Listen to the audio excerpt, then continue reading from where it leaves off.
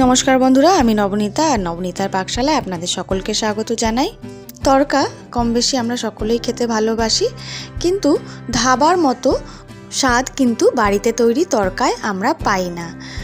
আজ তাই আপনাদের জন্য আমি নিয়ে এসেছি ধাবার মতো টেস্টের তড়কা আপনারা অতি সহজেই বাড়িতে কিভাবে তৈরি করে নিতে পারেন সেই রেসিপি। চলুন শুরু করা যাক। দেখুন, আমি এখানে নিয়ে নিয়েছি মিক্স তড়কা।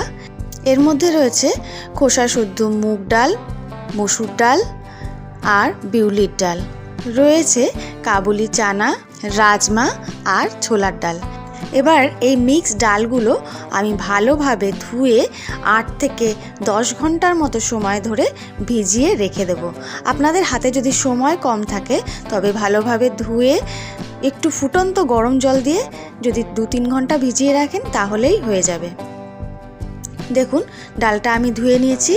এবার এর থেকে ডবল পরিমাণ জল আমি দিয়ে দিলাম, কারণ ডালগুলো ফুলে কিন্তু ডবল হয়ে যাবে। এবার ঢেকে রেখে দিচ্ছি 8 থেকে 10 ঘন্টা সময়ের জন্য। দেখুন, 8-10 ঘন্টা পরে ডালগুলো ফুলে এরকম বড় বড় হয়ে গেছে, খুব সুন্দরভাবে ভিজে গেছে। এবার এক্সট্রা জলটা আমি ফেলে দিয়ে প্রেসার কুকারের মধ্যে সমস্ত ডালগুলো আমি ট্রান্সফার করে দিচ্ছি। তার মধ্যে 1 চা চামচ লবণ দিচ্ছি আর দিয়ে দিচ্ছি ডালের থেকে 2 কড় বেশি জল। প্রেসার কুকারের ঢাকনা লাগিয়ে দিয়ে 4 থেকে 5টা হুইসেল আসা পর্যন্ত আমরা সিদ্ধ করে নেব। তারপর আমি কড়াই গরম করে নিয়েছি, দিয়ে দিয়েছি সামান্য সর্ষের তেল। তেলটা গরম হয়ে গেলে আমি এখানে 3টে ডিম ফেটিয়ে দিয়ে দিলাম। এবার এই ডিমটা আমি ঝুরি করে ভেজে নেব।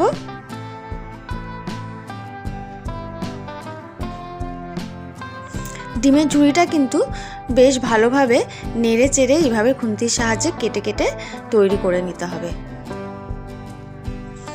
ডিমের ঝুড়িটা তৈরি হয়ে গেছে। একটি পাত্রের মধ্যে আমি তুলে আলাদা করে রেখে দিচ্ছি। এবার ওই কড়াইতেই আবার দিয়ে দেব বেশ কিছুটা পরিমাণে সর্ষের তেল। এই তেলেই তড়কাটা আমাদের রান্না হবে। তেলটা গরম হয়ে গেলে এবার দিয়ে দিচ্ছি 3টে মিডিয়াম সাইজের কুচনো পেঁয়াজ। তারপর দিয়ে দিচ্ছি 8 থেকে 10 কোয়া মিহি করে কুচনো রসুন আর দিয়ে দিচ্ছি 1 ইঞ্চির একটু বেশি পরিমাণে কুচনো আদা। তড়কা করতে গেলে পেঁয়াজ, রসুন, আদার পরিমাণটা একটু বেশি লাগে।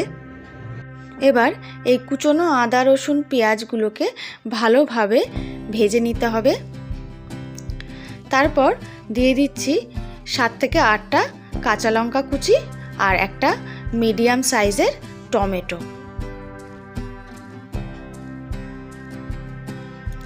একটু নেড়ে চেড়ে মিডিয়াম ফ্লেমে এগুলো একটু নরম হতে দেব।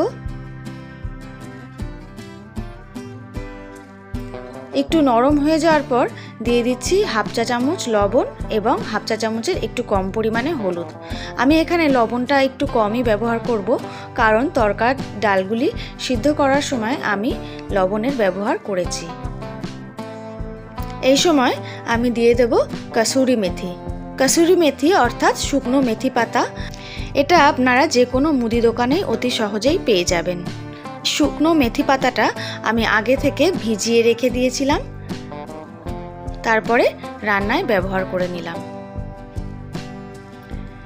কাসুরি মেথিটা দিয়ে বেশ কিছুক্ষণ নাড়াচাড়া করে এবার আমি সিদ্ধ করে রাখা ডালগুলো এর মধ্যে দিয়ে দিচ্ছি। সমস্ত ডালগুলো দিয়ে একটু নাড়াচাড়া করে এর মধ্যে সামান্য জল দিয়ে দিলাম। এবার দিয়ে দেব ভেজে রাখা ডিমের ঝুড়িটা।